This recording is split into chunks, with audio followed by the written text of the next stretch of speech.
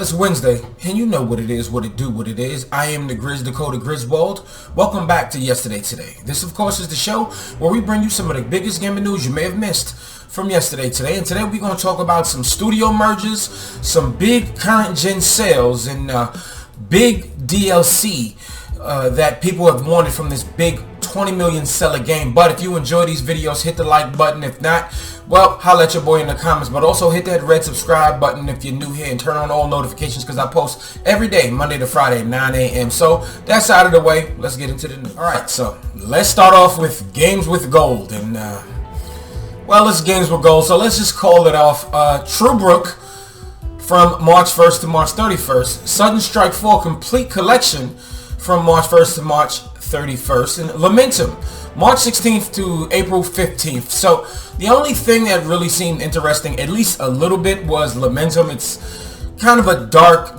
Zelda-like horror-ish kind of game. It's an isometric style game where you're basically trying to rescue your wife from the brink of death. It looks interesting. I'll probably redeem it, maybe never get around to it, but I'm not really putting down on the developers or anything like this. But as always, this is just selection for Games with Gold this month for March. So Xbox has announced that PC Game Pass Preview will be available in 40 new countries. And this is interesting. It's a litany, it's a long list of countries, but here's what it says officially on the website. It says, as part of our mission to expand the joy and community of gaming for every player in the world, we're excited to announce we're bringing a preview of PC Game Pass to 40 new countries for the first time ever, and it's comprising, and here's the list of the countries, and then it also says, beginning on February 28th, which was yesterday, gamers in these new markets can sign up for PC Game Pass Preview program, giving them immediate access to a library of hundreds of high-quality PC games on Windows, including new Xbox Game Studio releases on day one, iconic Bethesda games, an EA Play membership, and member-only benefits in Riot Games. It only takes a few minutes to download the Xbox Insider Hub app and sign up to join the Insider program. Once registered, players can join the preview of PC Game Pass for a special testing price for the first month. Alright, definitely an opportunity to bring Game Pass to more of the rest of the world, because I always talk about how it's the best value in gaming, and while there's other parts of the world where they might not have access to everything like we do over here in the US, and well, I think this is really good. And if you are one of those people in one of these countries on the list, let me know in the comments below. Is this a big change for you? Yeah, I'll let you, boy. So last weekend, Elden Ring had its official year anniversary, and not a whole lot has happened, and it disappointed a lot of people, and it's just people really need to chill, or maybe they can just wait, because just yesterday, the official Elden Ring account came out and announced that there will be DLC. And it says, Rise, Tarnished, and Let Us Walk a New Path Together. An upcoming expansion for Elden Ring, Shadow of the Erdtree, is currently in development. We hope you look forward to new adventures in the lands between. Yeah, listen, I want to take a shout out to all my gluttons for punishment when y'all play stuff like Elden Ring and any of the Souls-like games. And I'm happy that Elden Ring was Game of the Year last year, especially for so many platforms, and it made such a huge deal. And y'all getting y'all DLC. Well, will I play it?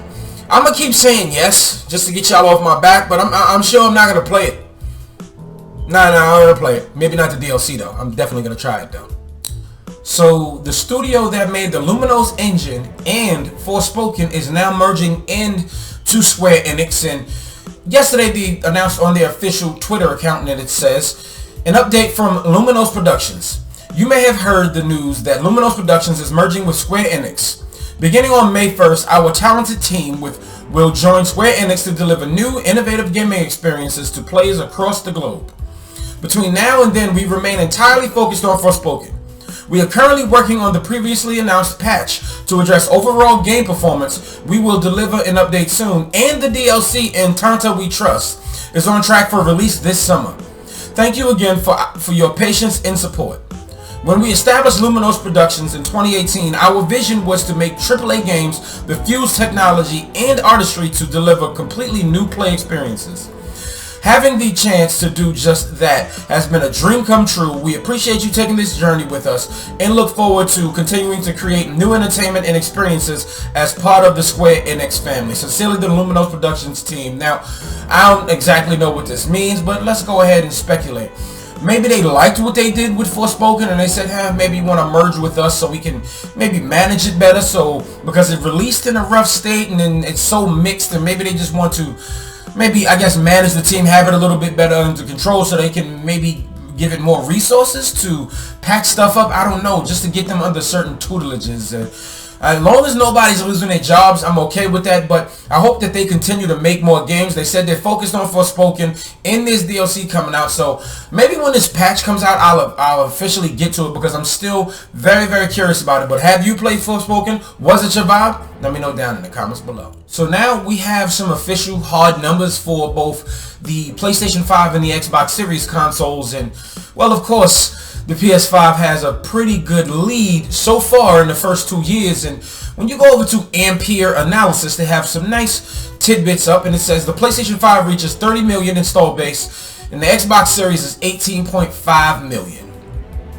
Sales of PlayStation 5 and Xbox Series were held back in 2022 due to the lack of availability.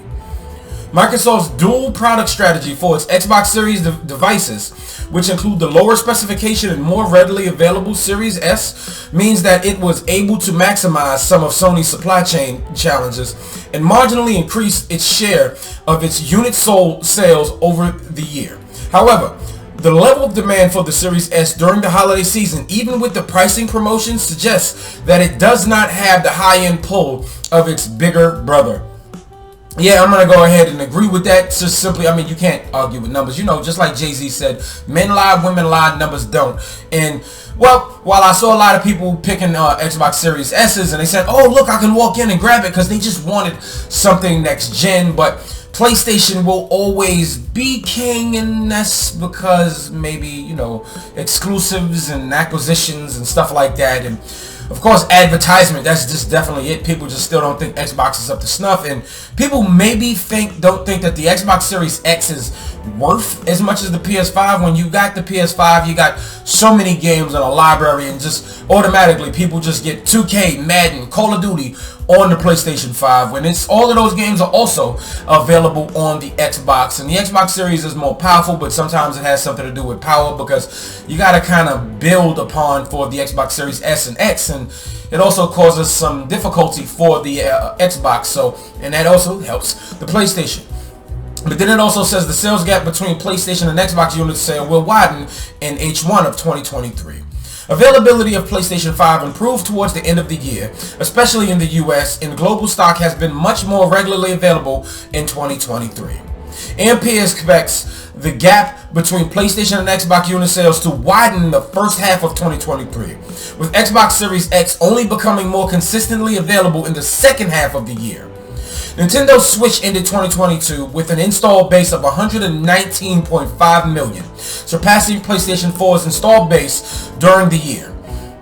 Ampere currently expects the next generation of Nintendo consoles to launch towards the end of 2024. So let's kind of unpack that there. They expect it to just widen.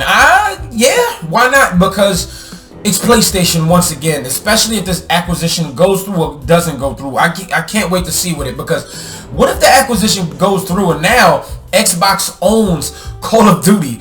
That would be crazy, but they would still have those rights. They'd be like, yo, Xbox owns Call of Duty. Oh, that means I can't play Call of Duty. That means I gotta buy an Xbox. Or maybe they go, oh, I'll still play it on PlayStation, so I'm going to continue to buy PlayStations and stuff like that. And they also offered them a 10-year deal. So now if they get the acquisition, will PlayStation sign this 10-year deal? And they also have the rights to advertisement and stuff like that. People are always going to go to Call of Duty and make sure it's basically synonymous with the PlayStation. So I expect it to go pretty far. But then it was a recent leak for the Nintendo Switch's successor, and they're saying they expect it to be 2024. I hope that it's not coming out in 2023, simply because I plan on personally getting an OLED this year, and I'm hoping that this Legend of Zelda Tears of the Kingdom OLED is actually coming out this year. And That wouldn't look too good if they release that this year and then we get a Switch's successor later this year. Maybe a Pro or something, I don't know. Let me know what you think about this. But then, here's the final pieces. Services are the bright spot as spending on premium content falls 9%. Spending on console subscription services was the one area of growth in 2022, increasing 5.6, that's 10.9 in constant currency, to reach 7.8 billion. Global subscription volume was down year on year, but the multi-tiered service strategy of Microsoft, Sony, and Nintendo meant that average spending per subscription grew 7% across the year in terms. As consumers traded up to more expensive tiers, Microsoft extended its market share lead in the console subscriptions segment and delivered an all-time high for Xbox Game Pass subscribers in the final 3 months of the year. And that just kind of goes proof to say what Xbox has said. It does cannibalize game sales because, I mean, if I can give you a certain amount of money for a month or even up for a year and save an exponential amount of money right there, why not? Why not? And now that you have all the tiers of PlayStation Plus and you have the Nintendo Switch Online Plus expansion pack and all of the other stuff, why not? People are always going to buy into this stuff, especially if you have stuff that's going on the service. But with all of that out the way, let me know what you think about all this down in the comments below. Did you see the PlayStation being in the lead? I'm pretty sure we did. And what do you think about Xbox Game Pass and all of these Netflix-style game services? Let me know if any of this is your vibe down in the comments below. And to wrap things up today, I want to talk about Final Fantasy 16. And, well, yesterday, a lot of previews went out across the internet, and everybody seems to really be loving it, except for some of my OG fans. And hey, I empathize with y'all. Some of y'all might not be a fan of it, but they already said, the developers already said that we need to get with the terms. It's kind of hard for us making the games more realistic and people just standing around waiting to be attacked, and a lot of people just feel so entitled. But then they also have a battle mode where you just fight through stuff, and it's a Devil May Cry style mode. A lot of the OG fans weren't happy. Hey, I hear you. You still got Persona, you still got a lot of other turn-based RPGs, but Final Fantasy is one of those. It's probably the big flagship JRPG franchise, and you kind of got to get with the times, and especially when you got like that, and when you're big like that, and you really want to appeal to more. And this is what happens. You do the best you can to appeal to more crowd, and when you just make it turn-based, you kind of make it just a niche crowd. But when you make it still RPG elements, but you make it more of a hack and slasher, and well, you bring the game director from some of the Devil May Cry series and Dragon's Dogma, well, then you probably got a real good hack and slasher JRPG in Final Fantasy 16. The game looks absolutely amazing. They don't call them summons anymore. They now call them icons, and you can actually, and they can come and help you fight in mid-attack and stuff like that.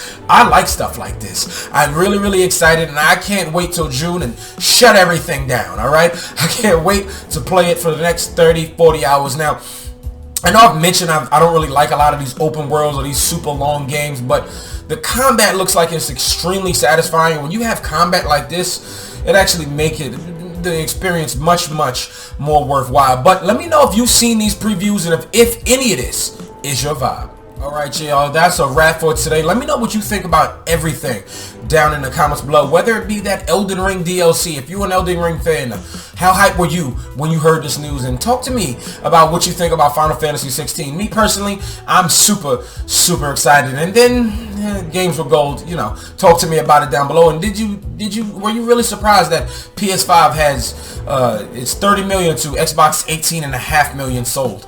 Let me know down in the comments below if anything is your vibe. But if you like this video, go ahead and hit the like button. If you didn't like certain things that you heard, why don't you holler at your boy in the comments? Let's have a healthy dialogue. If you're new here, once again, hit that red subscribe button, then turn on all bell notifications so you know when your boy is posting. Here's a tip.